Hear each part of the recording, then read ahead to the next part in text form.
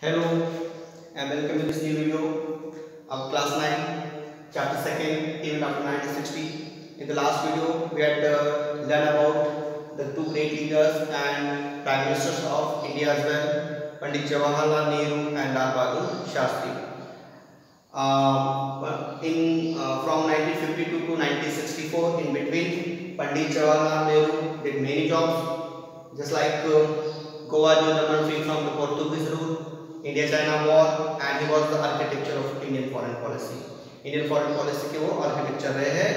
उस समय का जो दौर था आफ्टर 1945 के, वो बहुत ही क्रूशल पीरियड था. उस पीरियड में पूरा वर्ल्ड को इस समय बढ़ चुका था under the dominance of America and Russia. और ऐसे कंडीशन में इंडिया को फ्रीडम मिली थी और इंडिया को किसी भी ग्रुप में जाना नहीं था. इस वजह से जो फॉरेन पॉलिसी पंडित जवाहरलाल नेहरू ने डिसाइड की थी वो पूरी की पूरी न्यूट्रल थी.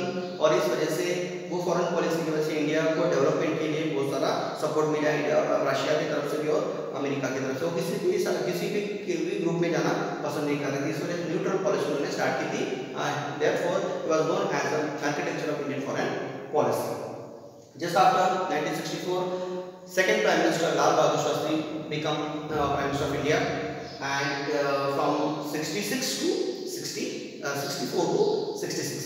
जैसे ही 64 में पंडित जवाहरलाल नेहरू के डेथ के बाद लाल बहादुर शास्त्री जो प्राइम मिनिस्टर बने, इन 1965 on the same issue, Kashmir के इशू के ऊपर पाकिस्तान और इंडिया फिर से आमने सामने आए. उन दोनों में युद्ध हुआ वार में, और इस युद्ध में फॉर्चुनेटली इंडिया को विक्ट्री मिली और रशिया की मदद से, रशिया के मीडिएटर की वजह से इंडिया और पाकिस्तान की ये युद्ध समाप्ति हुई. और ताशकंद में जो कि रशिया में 1966 में इंडिया और पाकिस्तान के बीच में एक ट्रीटी हुई. एग्जैक्टली जिस दिन ट्रीटी हुई उसके दूसरे ही दिन लाल बहादुर शास्त्री जो कि हमारे सेकंड प्राइम मिनिस्टर थे, उनकी डेथ हो गई. और इंडिया की तीसरी और पहली वुमन प्राइम मिनिस्टर करके इंदिरा गांधी ने अपना रूल संभाला. 1966 टू 77 एक 11 साल का पीरियड, और दूसरा टेन्योर उनका था 1980 टू 84 का. यहाँ पर 11 साल और यहाँ पर नियर अबाउट 4-5 साल का पीरियड उन्होंने दिया है. इस तरीके से 14-15 साल के करियर में बहुत सारे डिसीजंस, बहुत सारी पॉलिसीज उन्होंने रन की, और इतिहास में उनका नाम एक पहली फर्स्ट वुमन प्राइम मिनिस्टर थी, मगर उनकी निर्णय जो क्षमता थी उसके लिए वो जानी जाती थी. अब हम उनके पूरे पीरियड के बारे में देखते हैं कि जैसे वो प्राइम मिनिस्टर बनी, सबसे पहले उन्होंने नेशनलाइजेशन ऑफ बैंक्स जो प्राइवेट थी उसको नेशनलाइज किया.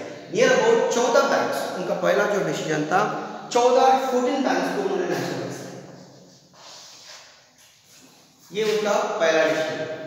Then after cancelling the pensions of princes. हमें पता है कि before the freedom there were more than 600 princes states in India.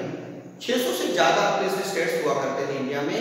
और 1947 में जब इंडिया को फ्रीडम मिली, उस समय इंडिया के छोटे बहुत सारे हिस्से थे. ये सारों हिस्सों को इकट्ठा करके एक पूरा हिंदुस्तान बनाने के लिए सरदार वल्लभ भाई पटेल ने जो कुछ काम किए थे वो बहुत ही प्रशंसनीय थे. उन्होंने सारे स्टेट को इकट्ठा करके इंडिया बनाने की कोशिश की. तो उस समय के जो प्रिंसेस स्टेट थे उनको पेंशन दिया जाता था. ये पेंशन 1971 में after the when Indira Gandhi came on the rule, उन्होंने जैसे ही वो प्राइम मिनिस्टर बने, उन्होंने पहले तो बैंक का नेशनलाइजेशन किया और पेंशन जो थे प्रिंसेस स्टेट के इसको भी कैंसिल किया. ये उनका सेकंड डिसीजन था. अपोज हुआ, बहुत सारे अपोज हुए, मगर ये फर्म डिसीजन उन्होंने तुरंत लिया. First nationalisation of bank and second cancelling the pensions. उसके बाद इंडिया पाकिस्तान वॉर 1965 में जो वार हुआ था उसका इशू था कश्मीर को लेकर ही इंडिया और पाकिस्तान में वार हुआ था. मगर 1971 में जो वार हुआ इंडिया पाकिस्तान के बीच में, इसका रीजन खुद पाकिस्तान था. क्योंकि जैसे हमें पता है कि 1947 में इंडिया फ्री हुआ उसके 15 अगस्त को, और 14 अगस्त को ही पाकिस्तान को फ्रीडम मिली थी. इंडिया का ही कुछ हिस्सा जो आज का पाकिस्तान है उसमें भी दो हिस्से थे, एक ईस्ट पाकिस्तान और दूसरा वेस्ट पाकिस्तान. जो वेस्ट पाकिस्तान थे वो ईस्ट पाकिस्तान के ऊपर एक प्रकार से अत्याचार कर रहा था, और बहुत सारी ऐसी पॉलिसीज थी जो रन कर रहे थे वेस्ट पाकिस्तान ईस्ट पाकिस्तान के ऊपर. इस वजह से ईस्ट पाकिस्तान के बहुत सारे रेफ्यूजीज वो इंडिया में माइग्रेट होना शुरू करते थे, रेफ्यूजी आ रहे थे, बहुत सारे लोग इंडिया में माइग्रेट हो रहे थे पाकिस्तान से लेकर, क्योंकि इंडिया और पाकिस्तान की बाउंड्री लगी हुई है। तो वो दौर जो था 1970, 71, 72 का, यह पूरा अकाल का दौर था। इंडिया खुद इकोनॉमिकली बहुत वीक था उस पीरियड में, और ऐसे पीरियड में पाकिस्तान से रेफ्यूजीज इंडिया में आ रहे थे, और ये एक प्रकार का इकोनॉमिकल वॉर है ऐसा इंदिरा गांधी को लगा, और उन्होंने पाकिस्तान के खिलाफ जंग छेड़ी। उस समय ईस्ट पाकिस्तान जो आज का बांग्लादेश है, उसके जो मुजफ्फर रहमान, शेख मुजफ्फर रहमान उसके लीडर थे, उनके नेतृत्व में ये लड़ाई हो रही थी ईस्ट पाकिस्तान और वेस्ट पाकिस्तान के बीच में, और इंदिरा गांधी ने उनको सपोर्ट किया, और इंडिया और पाकिस्तान के बीच में वार हुआ। पहले बातचीत हुई, मगर वेस्ट पाकिस्तान ने इंदिरा गांधी का कुछ भी नहीं सुना था, इस वजह से इंडिया और पाकिस्तान के बीच में वार हुआ, और 1971 में बांग्लादेश एक नई कंट्री तैयार हुई। तो ये इंडिया पाकिस्तान के वार, 1965 के वार में इंडिया पाकिस्तान को भी विक्ट्री मिली थी, और 71 के वार में इंडिया को ही विक्ट्री मिली थी। ये थर्ड हम बात यहाँ पर पॉइंट बोल सकते हैं जो इंदिरा गांधी के टेन्योर में हुआ था। उसके बाद एटॉमिक टेस्ट in 1974 में पोखरण, राजस्थान में एक पोखरण प्लेस है, वहां पर अंडरग्राउंड एटॉमिक टेस्ट लेने की ठाना था इंदिरा गांधी ने, और उन्होंने लिया भी। अब एटॉमिक जो के दो यूज होते हैं, एक तो बॉम्ब बनाने के लिए या एनर्जी के यूज के लिए। तो पीस के लिए, एनर्जी बनाने के लिए एटॉमिक टेस्ट 1974 में इंदिरा गांधी फर्स्ट टाइम किया था। तो ये एक चीज हम यहाँ पे बोल सकते हैं जो इंदिरा गांधी के टेन्योर में हुई थी। Then Sikkim become a part of India in 1975। Sikkim जो कि 1975 तक एक अलग स्टेट था, जो इंडियन फेडरेशन था, फेडरेशन बोले तो कुछ स्टेट को लेकर एक कंट्री जो बनती है उसका हिस्सा नहीं था सिक्किम, बट सिक्किम की जनता ने इंडियन फेडरेशन में आने का तैयारी दिखाई, और 1975 में Sikkim become the part of Indian federation. ये भी जो घटना हुई थी ये इंदिरा गांधी के टेन्योर में ही हुई थी। देन एक और चीज यहाँ पे मैं बताना चाहूंगा कि 1974 में national emergency 1975, next point is national emergency 1975।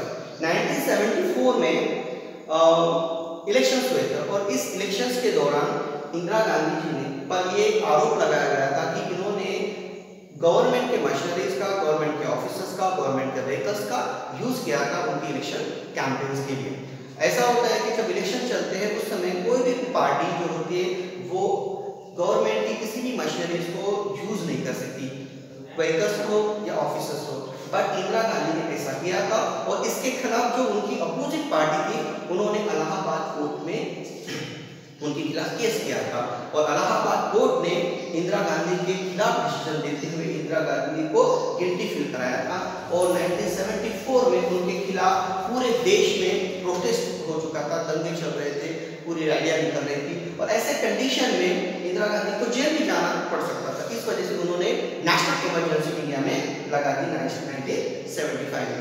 जब नेशनल इमरजेंसी इंडिया देश में लगती है तो सारे के सारे अधिकार जो हमारे जो आज जो नॉर्मल पीरियड में नागरिकों के जो अधिकार होते हैं वो सारे के सारे अधिकार डायरेक्टली इनडायरेक्टली पूरे के पूरे गवर्नमेंट के दायरे में चले जाते हैं, और ऐसे वक्त में पूरे डिसीजन पावर जो होती है गवर्नमेंट के पास होती है, और उन्होंने ये नेशनल इमरजेंसी लगा के सारे जो उनके अपोजिट लीडर थे सबको जेल भेज दिया था, और इस तरीके से उन्होंने एक उन पूरे जो रैलीज जो प्रोटेस्ट हो रहा था इंदिरा गांधी के खिलाफ के ऊपर उसके ऊपर कंट्रोल किया था। बट एक डिसिप्लिन मैनर तो इंडिया में आ चुका था, मगर इंडिया की जो जनता थी ये इंदिरा गांधी से नाराज हो चुकी थी, और 1975 से 77 नियर अबाउट 2 साल तक ये एमरजेंसी रही।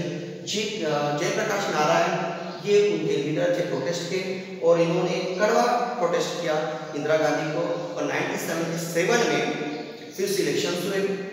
बहुत सारे जो पॉलिटिकल लीडर्स हैं अपोजिशन पार्टीज के, इन्होंने जेल से अपने फॉर्म भरे थे, और 1977 में जनता पार्टी, बहुत सारी छोटी मोटी पार्टी इकट्ठा कर एक पार्टी बनी, जनता पार्टी, उनकी सरकार बनी 1977 में, और मोरारजी देसाई उनके प्राइम मिनिस्टर बने थे। फर्स्ट टाइम फ्रॉम 1952 to 1977 इस दौरान में पहला ऐसा वक्त था जब कांग्रेस पार्टी को हार का सामना करना पड़ा था और जनता party become in power, Janata party power में थी और उनके जो लीडर थे मोरारजी देसाई वो प्राइम मिनिस्टर बने। बट मोरारजी देसाई भी ज्यादा दिन तक प्राइम मिनिस्टर रह नहीं पाए, उनके जो इंटरनल इश्यूज थे पार्टीज के अंदर के, इस वजह से इन्होंने रिजाइन देकर चरण सिंह उनके सक्सेसर बने, चरण सिंह प्राइम मिनिस्टर बने। चरण सिंह भी ज्यादा दिन तक सरकार चला नहीं पाए और फिर 1980 में फिर से इलेक्शंस हुए। इस समय मेजर वोट्स कांग्रेस पार्टी को मिले under the guidance of Indira Gandhi, under the leadership of Indira Gandhi, और Indira Gandhi became second time prime minister of India. फिर से इंडिया की प्राइम मिनिस्टर इंदिरा गांधी ही बनी। इसके बाद 1980 के इलेक्शन जो मैंने अभी बताया आपको, ऑपरेशन ब्लू स्टार जो 1984 में आता, पंजाब के जो सिख थे उनका ऐसा मानना था कि उनको एक अलग से स्टेट चाहिए, आप हमें अलग कर दीजिए इंडियन फेडरेशन से, और खलिस्तान नाम